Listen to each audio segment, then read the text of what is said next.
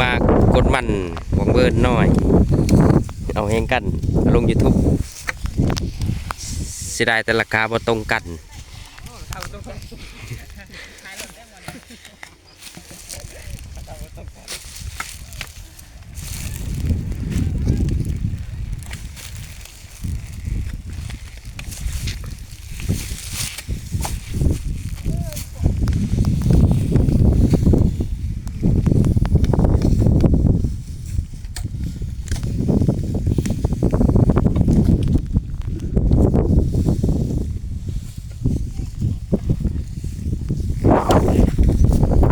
หัวมันกะ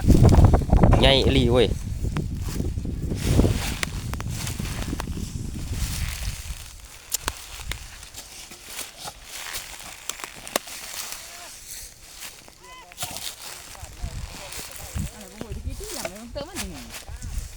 อันสิทุบเฮ้ยเลยหัวมันอ่ะหัวมันบานมังเบิร์นนี่ใหญ่อีหลี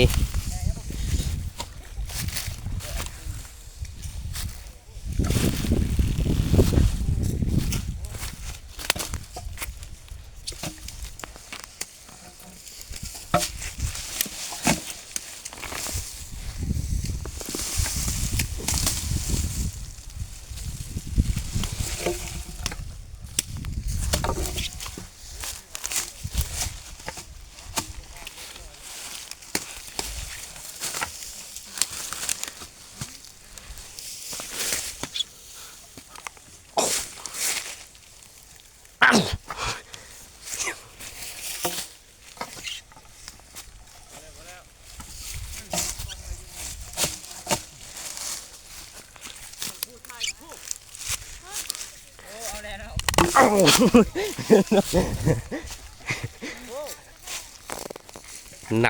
นักมาไว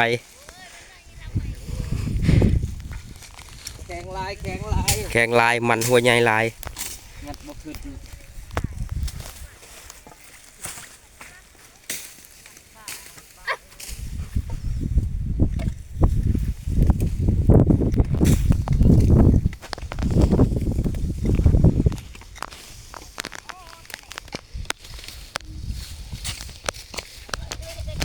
งัดนี่